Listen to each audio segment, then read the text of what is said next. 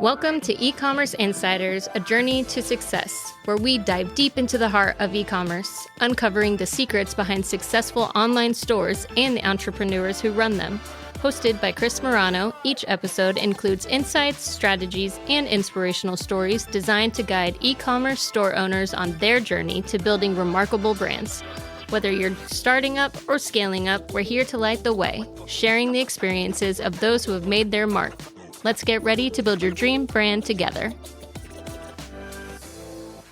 Welcome to another episode of eCommerce Insiders, a journey to success, where we dive deep into the stories of innovation and entrepreneurship when it comes to e-commerce brand building. Today, we're honored to have Eric Bandholz, the visionary founder behind Beardbrand. Eric's journey is not only about creating a successful men's grooming brand, but it's a testament to building a business driven by passion and the pursuit of enjoyment. From challenging societal perceptions of bearded men to mastering the art of organic content production, Eric has navigated Beardbrand through the evolving beard market with remarkable strategies and insights. Let's get into the episode. Hey, Eric, thank you very much for coming on eCommerce Insiders Journey to Success. Really excited to talk to you today. I know just based on what you've been able to accomplish, you're going to bring immense value to the listeners today. What's going on, man?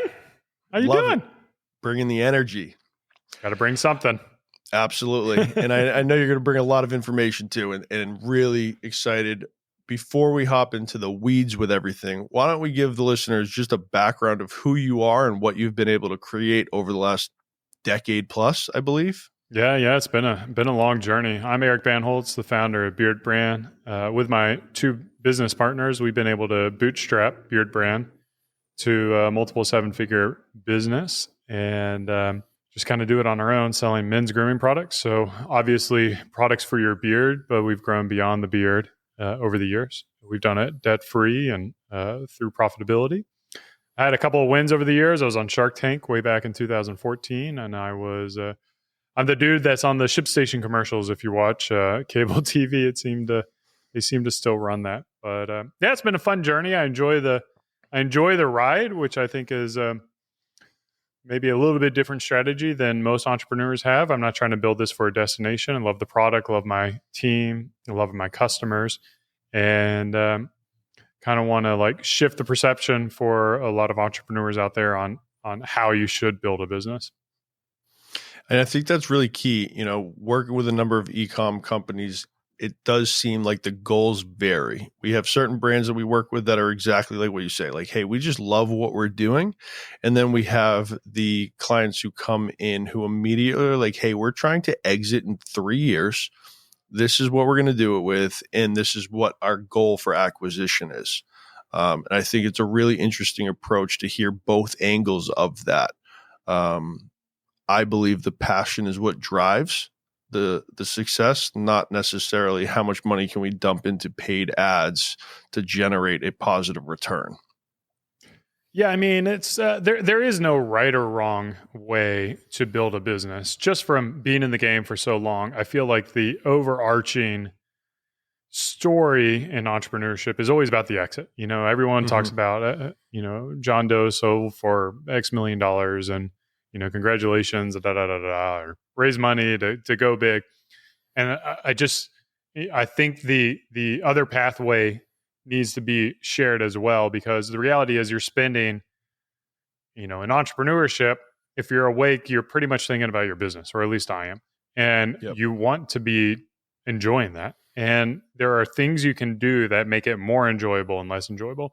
Now, you're always going to have problems. Like, that is the name of the game in entrepreneurship. The problems never end. So it's about figuring out how to have problems that you enjoy solving, and then working on those problems, and then doing it for the rest of your life. Because why not? Yeah, exactly. Why not? Now, give me a little bit of backstory. So, we were just briefly talking offline in terms of the beard market in the men's grooming industry. What was it that kind of captivated you to say, hey, Beardbrand is what I'm going to do as an entrepreneur? Yeah, I mean, I've got a whole wake of failed projects behind me before Beardbrand. Beardbrand was realistically the first successful project that was sustainable. It kind of checked all my boxes for what I was looking for in a business as well. I wrote out a checklist of like my passions in life, and it was important for me that my business kind of checked a lot of those or all those passions. Freedom being up there, which is one of our core values. Freedom, hunger, and trust are our 3 core values. And to build a business that I enjoy doing. The other thing that was kind of important to me was trying to build a business that didn't require me to be running it all the time. So thinking about how to build a business that could grow while you're sleeping, or you could get orders while you're sleeping, which I think is just the coolest thing ever. Like the first order you get when you're asleep, you're like, I did nothing and money just came in, which is not something that happens when you're a doctor or a lawyer or an agency where you have to trade your time for money. Now both can make you very wealthy. So it's not one is better than the other. It's just kind of what you're looking for in life. So we started Beardbrand way back in the day. I used to be a financial advisor working at a mega bank, and they have a certain expectation for how they want you to look and dress, and I didn't align with those values. So I quit working there. I grew my beard out, and in that process, everyone called me Duck Dynasty or Grizzly Adams or ZZ Top, which if you're a young listener, you're not going to get any of those references, but for my demographic, that's kind of we get it. Yeah, we get it. And it was at that point, like, I realized that we really needed to shift what a beard meant for society. So our early tagline was we wanted to change the way society views beardsmen, and really like let people know that you can have a beard and you can be a doctor, you can be a lawyer, you can be an entrepreneur, you can be a designer, you can be a dude. Like like a beard doesn't mean you fit these traditional stereotypes of what a bearded guy is. So we started out with Beardbrand really focusing on that particular niche. We called them the urban beardsmen, and targeted our products for that, and really kind of targeted our messaging on that. So it's like because that was me, so I was really kind of talking to myself and my own experiences and journeys, and kind of the challenges that I went through, like how to convince your boss that you're going to grow a beard out when there's a kind of a culture that you can't wear facial hair in the office, which now in 2024 seems a little silly because I think anyone can grow a beard. But, 12 years ago, 13 years ago, that was not the case. Right.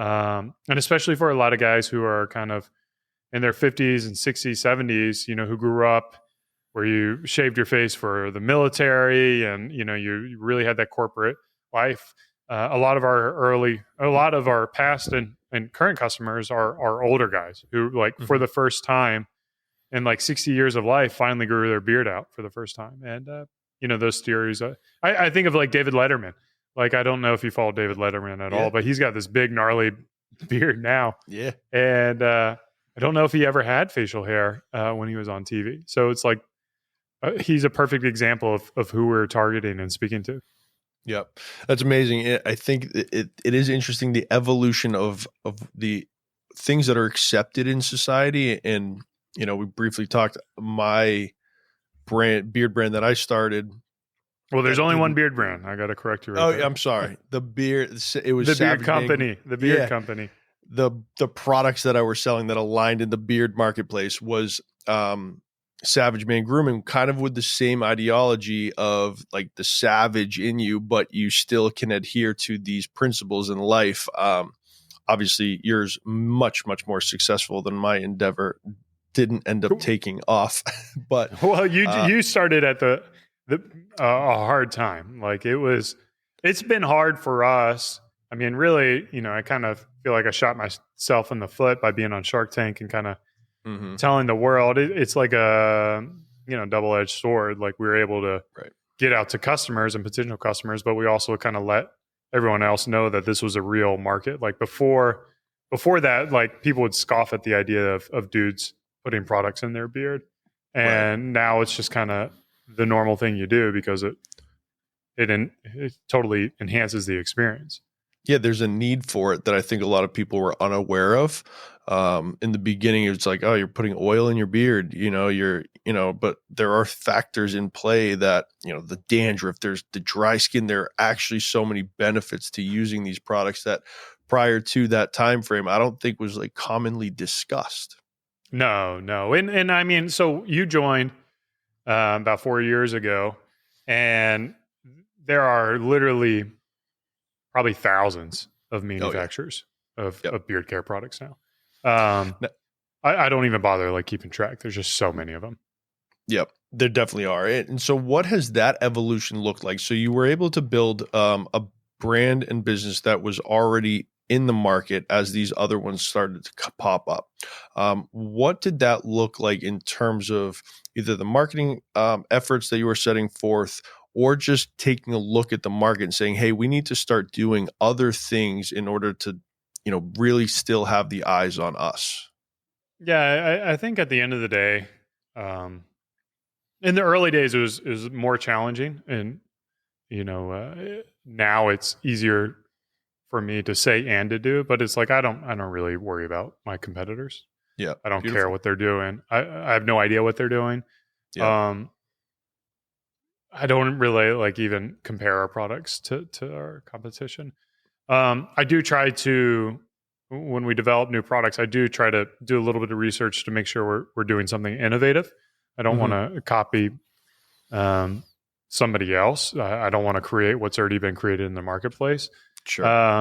So trying to find something that's unique and innovative is important to me. But also there's, thousands of companies with thousands of different products. There's probably like a good chance that you create something that someone else has created just by accident. So for sure, I think, in the early days, it was hard for me. I would get worked up over, what competitors were doing, or, if they took inspiration from our products or our content. I would get a little razzed up about that. And then, I don't know, at a certain point, it just became like, I can't control my competitors. I can't control what they're going to do. If someone like legit steals our trademarks or our brand, we'll protect that. But beyond that, they're free to kind of do whatever they want to do. And, there's enough.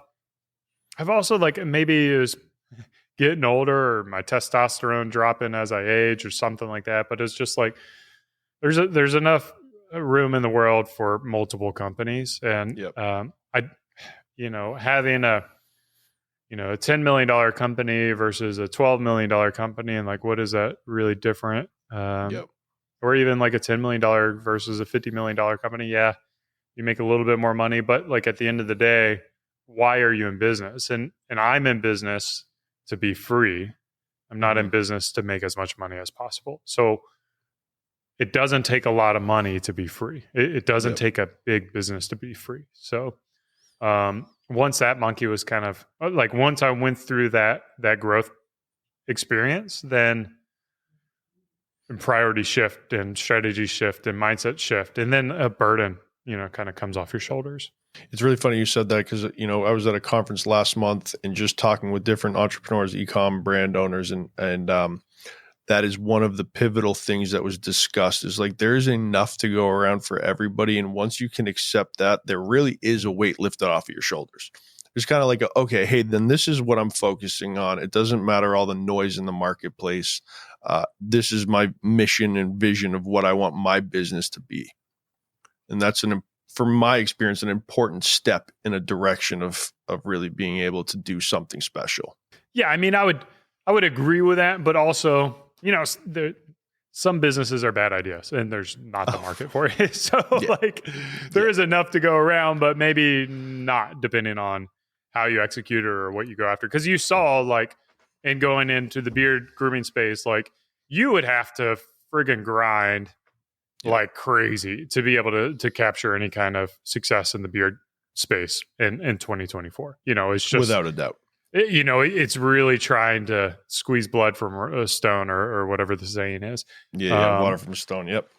So it is important to kind of pick something that, in my opinion, that you're excited and passionate about doing, because it is going to be hard, and especially some industries are harder than others.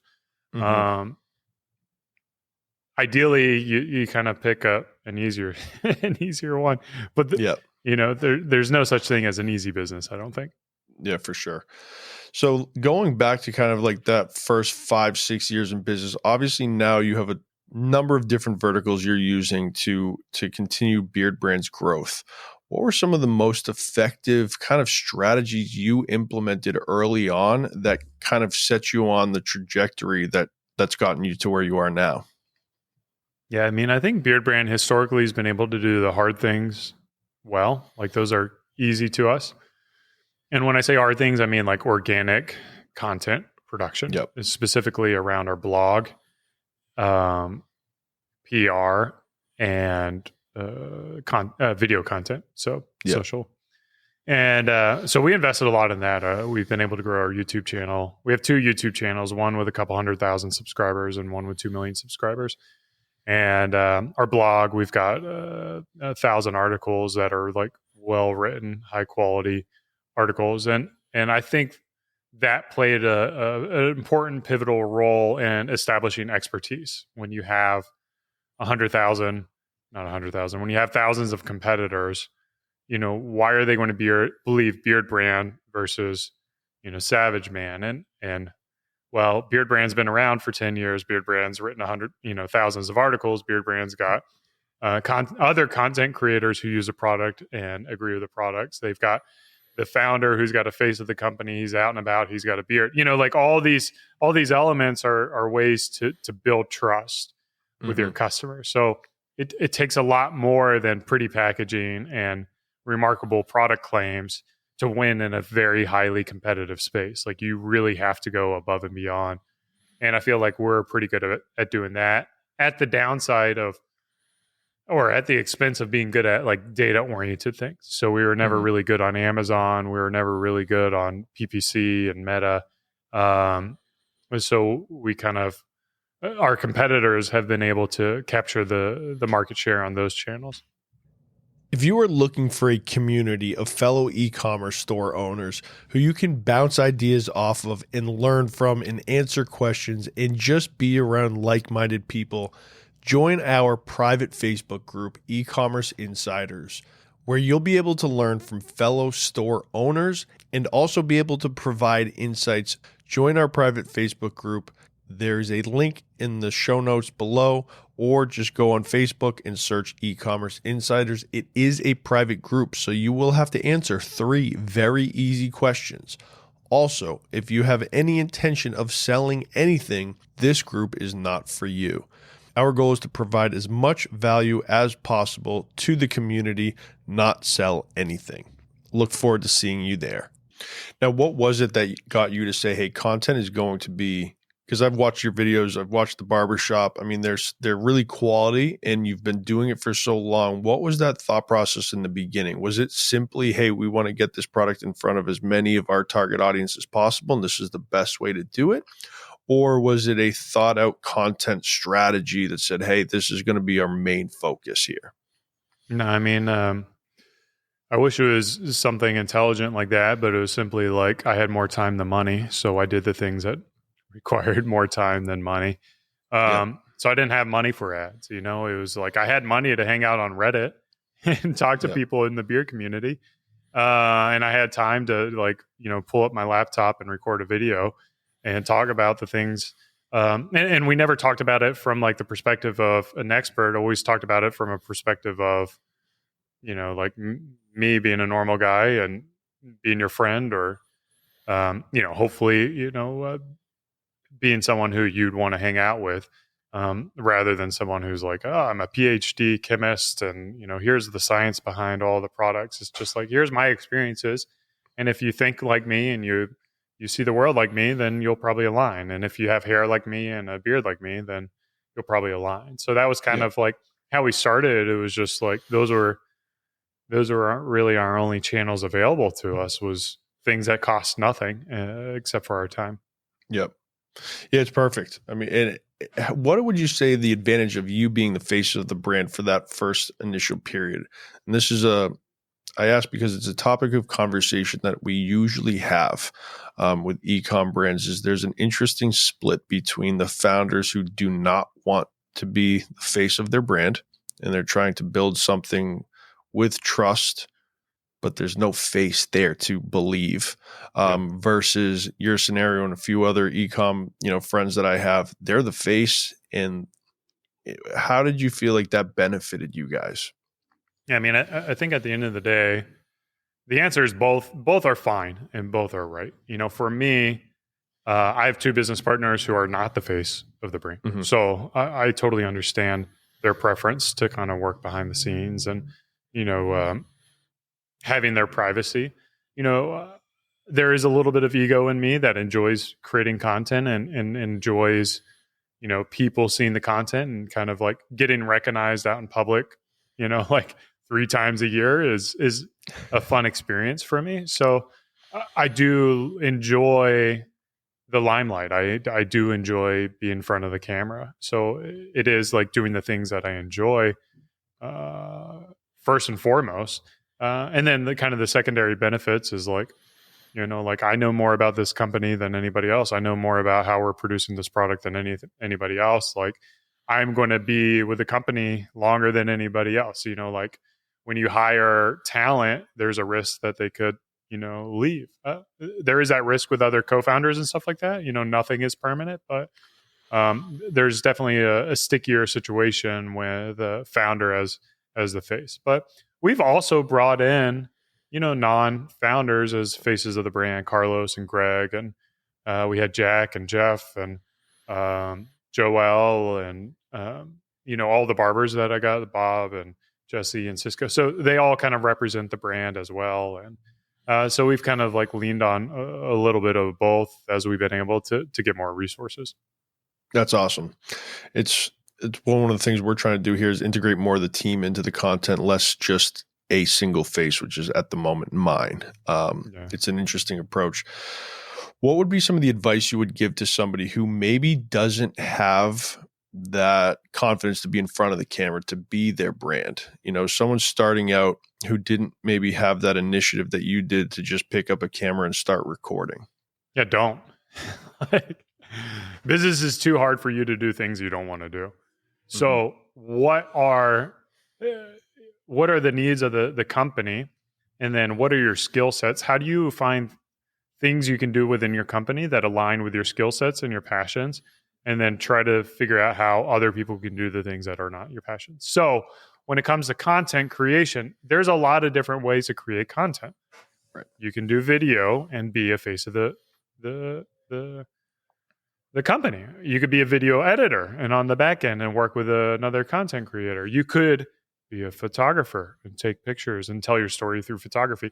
You can be a writer and tell that story through the written word. You can be a web developer and tell that story through the websites you build. So there's a lot of ways for you to, kind of execute your creative vision in that storytelling, but it shouldn't be done in ways that exhaust you, because you're not going to last. You're going to get bored of it. You're going to get tired of it. You're going to give up. And then you're going to effectively have created all that content for nothing. So the first thing you need to do is figure out what do you enjoy and then do those kind of things. So if you aren't even a content creator, then screw content and think about how do I sell on Amazon, and just worry about the listings and the data and the PPC and all those things.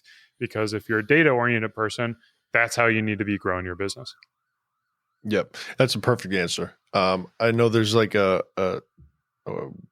workshop that aligns with like the 4 quadrants of a square. And it's like, what are you good at? What do you enjoy doing? What are you not good at? What do you not enjoy doing?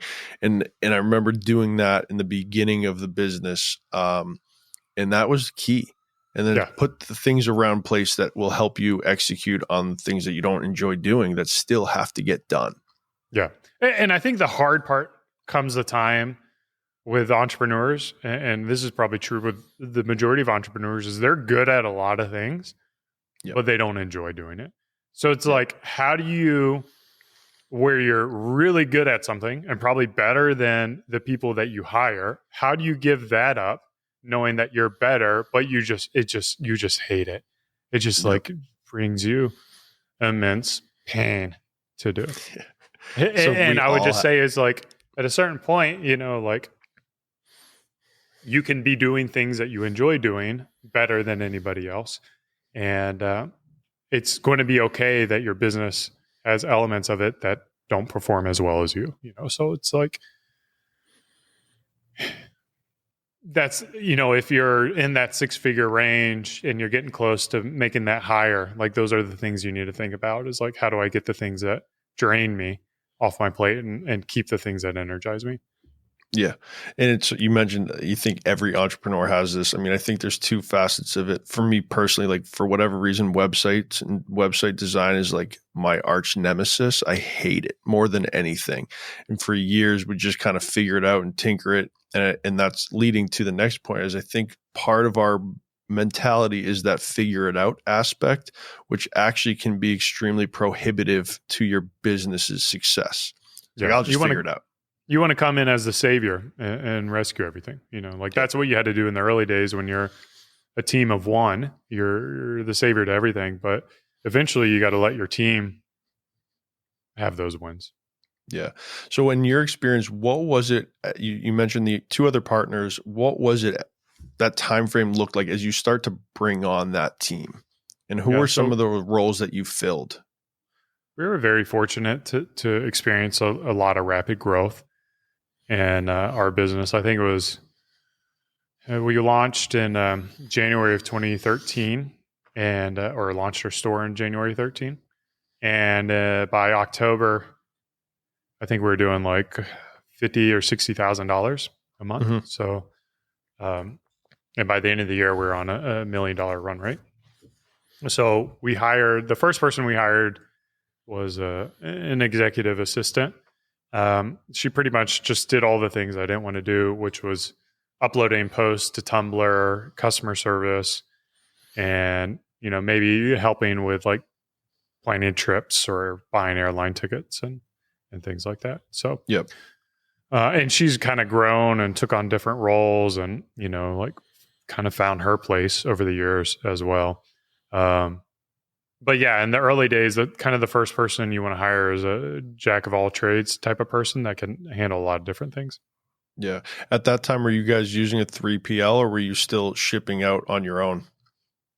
Yeah, pretty much from day one, we worked with a 3PL. We were fortunate to find a company that would work with someone as small as us, because those first few months we were doing like $2,000 a month.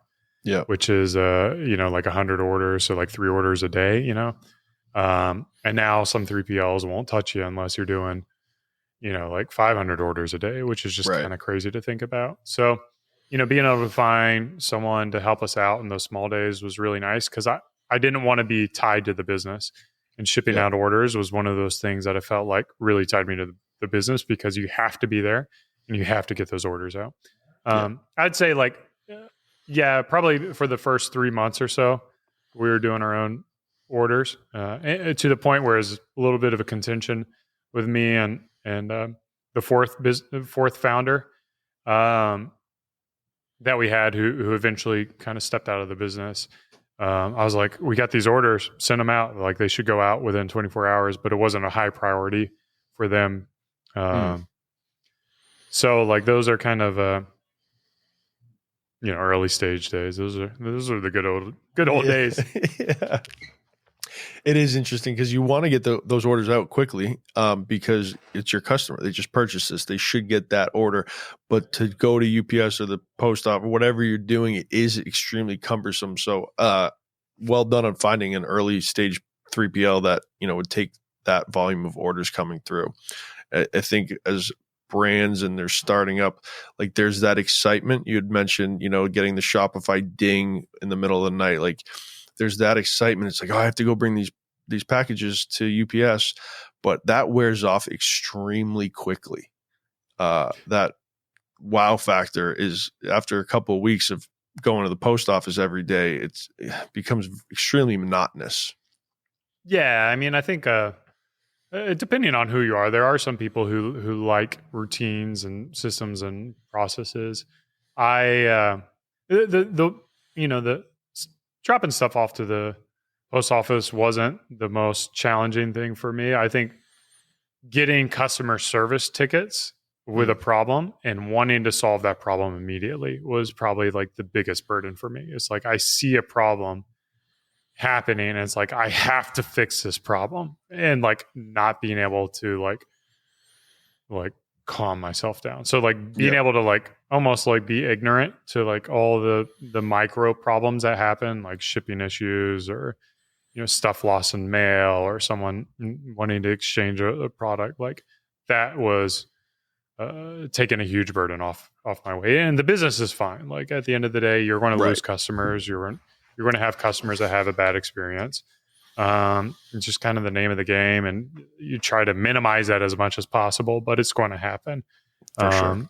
So just you lose a customer and try to win another one, you know, like fortunately for me, like every year there's guys growing their beards out for the first time, you know, they're hitting puberty or whatever. So yeah.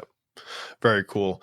Now, as time went on, so we covered a little bit about the early stages of Beardbrand. As time went on, I know that you've gone into retail. You're still doing online direct to consumer. You have your barber shop.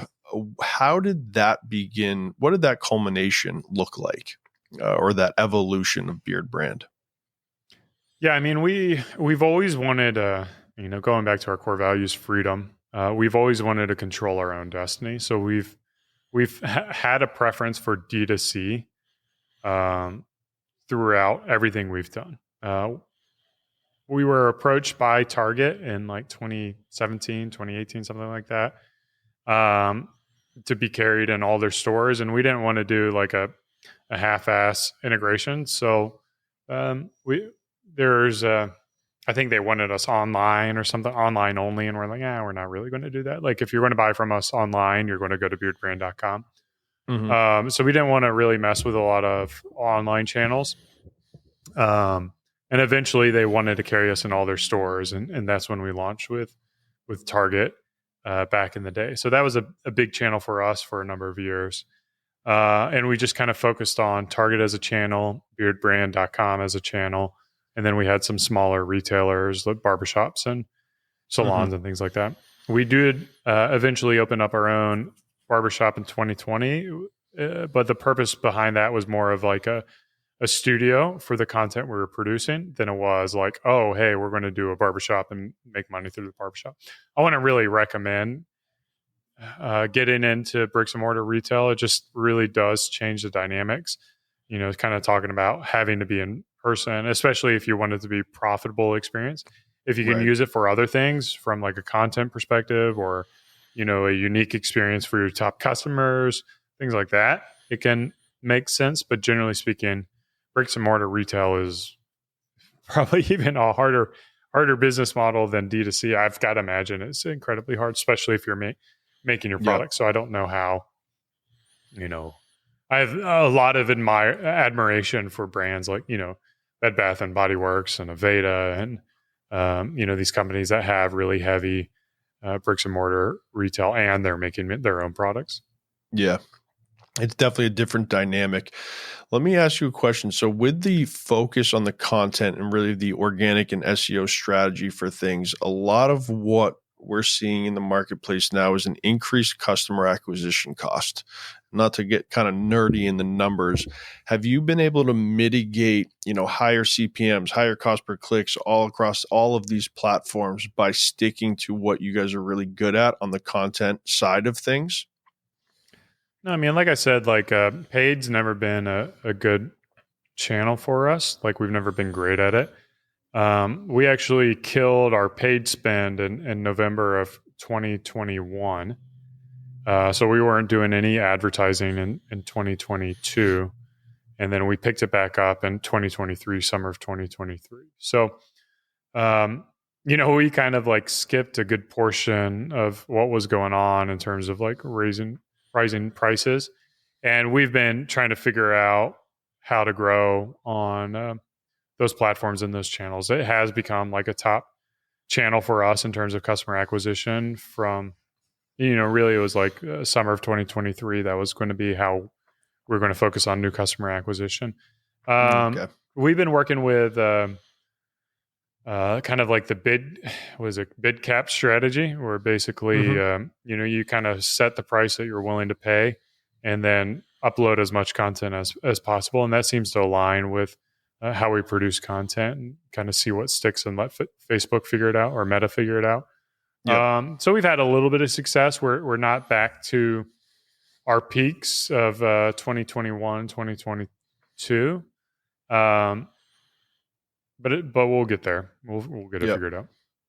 Yeah, it's so for anybody who's listening who doesn't really know, there's like Facebook has a number of different bidding strategies. Most people just go highest volume, and you let the algorithm completely optimize what it believes it can get the lowest cost per purchase at. Then you have bid cap, which is where you set the specific auction that you want to pay for that acquisition. And then there is a third version of that, which is cost cap bidding, which will average out a 7-day cost per purchase goal. So $30, $20. And maybe this might be the perfect segue to how have you guys been able to identify your customer acquisition cost based on the lifetime value of your customer? And how do those numbers correlate to putting together a plan like Meta where you're kind of restarting it again? Yeah, so because we're restarting it again, the strategy that I wanted to have was to make sure our attribution was really clean, that we could confidently feel that, hey, we're spending this amount of money and it's driving this amount of new customer revenue. So what that meant was we were not doing any Google marketing. It was 100% and entirely all on Meta. So I felt confident that any money we were putting into paid was driving sales. When you do two channels, and it definitely gets muddy because they're both going to try to take attribution. So we could lean entirely on Facebook's tools to know that they were delivering information accurately. And then we could kind of double check, like look at all the orders come in, see how many were attributed to Facebook. We also set up a post-purchase questionnaire with Grapevine to ask how they heard about us. And we can see the rise in social media as an attribution point for customers, new customers. So once we really felt good about the attribution and we know what we can trust, it's like, then we can see what is that average order value for a new customer. And then when we look at the new customer average order value, we can look at, what is the return rate. I like to break even or be profitable on that first one. It just allows cash flow to be a lot better, and I can sleep a lot better. Net positive. So, So I don't want to, break even on 90 days or 180 days or a year or something like that. But yeah, so if I can break even on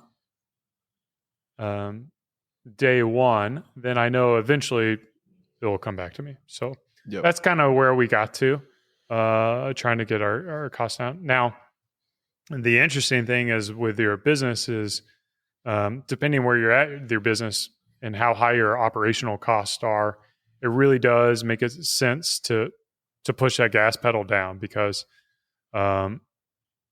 your fixed costs are your fixed costs. So the more you make, the higher your revenue is, then the more profitable you're going to get.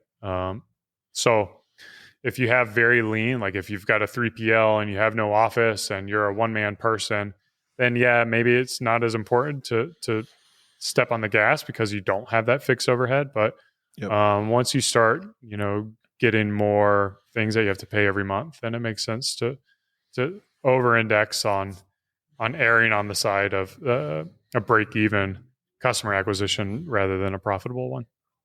Yep. It's really interesting insights. And for anybody listening, one of the things that we had to pivot on maybe last year, 18 months ago, is like the new store revenue versus new client revenue, and having an MER that wasn't only related to total store sales, but instead of new client acquisition only. So how much of these advertising, this paid media strategies are actually driving new customers opposed to just existing customers seeing the ads again? And I think those are the metrics that really are the ones where it's like, okay, hey, let's put our foot on the gas, or hey, let's just keep this on cruise control for now.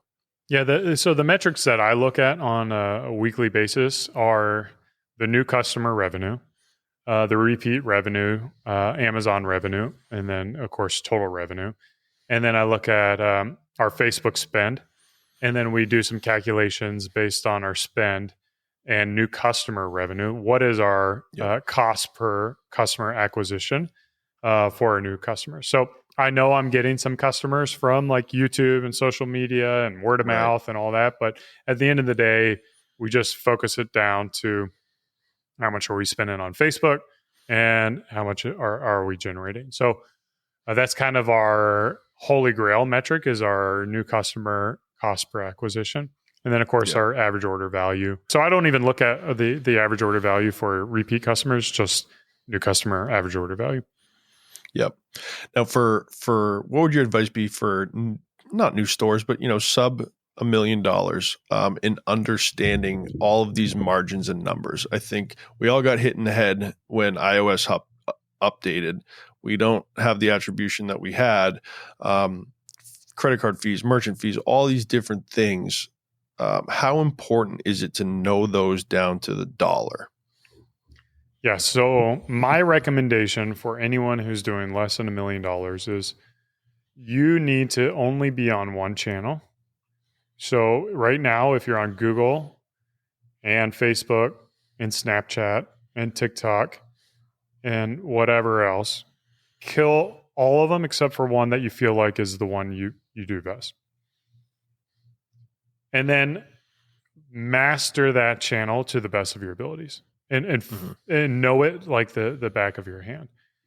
When you get down to one channel, you're going to really confidently know what is working and not working. So you can confidently say, I'm spending this amount of money and it's driving this. Because the reality is, if you have a business and you're not doing any marketing and you have zero sales, and then you start spending money on one channel, you know with 100% certainty that is the reason you're getting customers. So, and then once you understand that, like I think for me, like the turning point with paid marketing was understanding this holy grail metric, which is how much money am I spending in paid, and how much in new customer sales I'm getting, not total sales, but new customer sales. And once that becomes your holy grail, then it gets really easy to figure out how much I can spend and not spend. Yep. It's interesting. And then using the platform to gauge the creative success. Is that how you guys are looking at it? So you're looking at the finances on this side to gauge the platform success.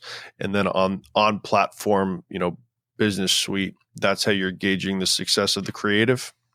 Yeah. I mean, on like a per ad set level, we'll make those adjustments to the bid caps based on what we're seeing with Facebook's AOV numbers and all that. But yeah, I mean, the nice thing with bid cap is you can put anything up there and then it's like, well, I don't want to pay $5 for this because it's not driving anything. And then you forget about it.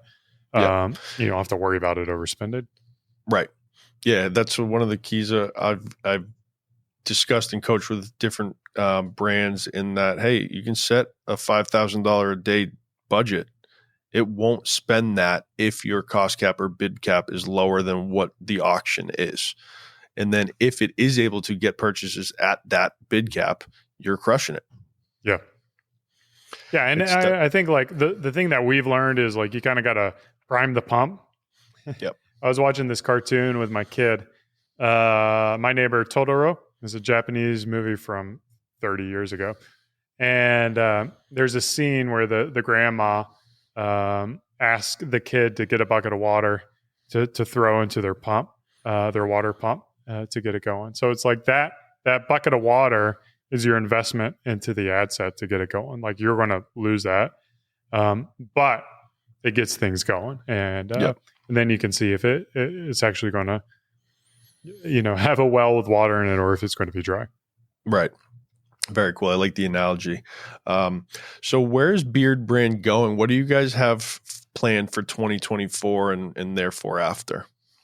Yeah. So 2023 was a complete cluster of a year. Like everything that could go wrong went wrong. The good news is we were able to, resolve a lot of the issues that we had and fix them. So 2024 is an exciting year in terms of like getting things back in stock, getting our products fixed, launching new products, launching new fragrances, and just really kind of doing what I'm saying is getting really good at meta. I want to max meta out. So it's like right now, we've really been focusing on one product, our utility oil, as a way to acquire customers. And we've got 9 other products that I want to spend, $1,000 a day per product and scale all those up. So there's a lot of work to be done, a lot of room left on Meta to be able to grow it and scale it and see where that takes us and keep our business pretty operationally lean. And then there's like operational improvements for how we send out our products and, work with the right manufacturers and things like that. But it's, the funny thing is like 12 years in, I think it's the things that you need to be doing in the early years that are still true to us. And then even as a multi-million-dollar business, like it's still the same thing, still running effectively the same company. And then maybe like after I can get all 9 products spending $1,000 a day on Meta, then it's like, okay, well now let's try Google and YouTube, now let's try TikTok marketing and try to get that up and running. But I think it's probably going to take more than a year to be able to do that. I think it's going to take a lot of work. Yeah. And the fluctuations on Meta still occur. I think last Sunday, the platform actually went down for a period of time. Like, so the reliance, it's still kind of, there takes some time to figure that out. Yeah. And I mean, it's, there's a lot of room, like Meta is a big platform and with 100% certainty, you can build $1 million business on Meta alone.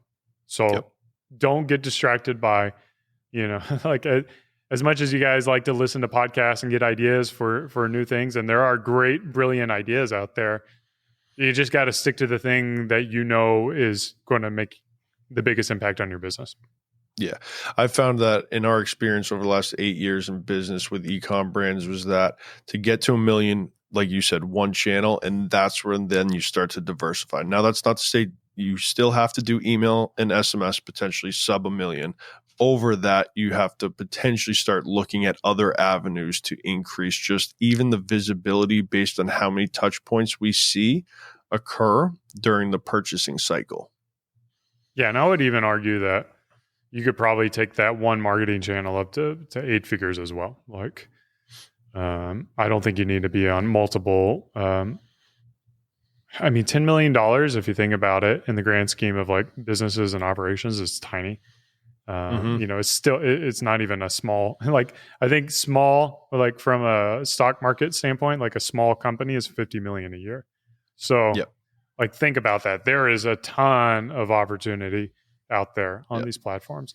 And it's probably better to like launch a new product and stay on the same marketing channel than it is to try a new channel for the same product. I don't know. It depends. Depends on your vision for how you want to build the business, but for sure. Yeah, I think the US government actually still considers under 50 million an SMB, which is just such a mind-blowing number that is still considered a small business. Yeah. Yeah, small. I guess I was thinking small cap market funds and stuff like that. Very cool. So what are some advices, we're wrapping up the show, that you would give to a fellow entrepreneur and just getting going on this journey? Yeah, I mean, Nike's got it best. It's just do it. You just, my buddy Noah Kagan wrote a book called $1 Million Weekend, I think. It came out, which could be a good book to kind of get you started. Back in the day, I read Lean Startup by Eric Rice as a guide. Also, Eat People by, I think it's Andy Kessler. It was a good book for me that kind of helped me with the mindset of like outsourcing and just focusing on the things that you do best. But yeah, you just got to do stuff, and then you got to learn. You got to take your lumps and learn from it, and never make a mistake that can put your company out of business. But you got to take risk and do things that you're willing to lose money on. Yeah, it's perfect advice. So as we're wrapping up today, Eric, where can people find Beardbrand? Where can they follow you in your YouTube channel? Yeah, so beardbrand.com. If you're a dude, I've got products for you. It doesn't matter if you have a beard or no beard. Or if you're a dudette, there's buy for the bearded people in your life, but also, our products don't know your gender either, so you can use our products too. I'm on Twitter or X at Bandholz, which is my last name, and then I would recommend. I've got a podcast as well called eCommerce Conversations. So if you dig my vibe and style, follow me on eCommerce Conversations. And then, Beardbrand, anything else for social media.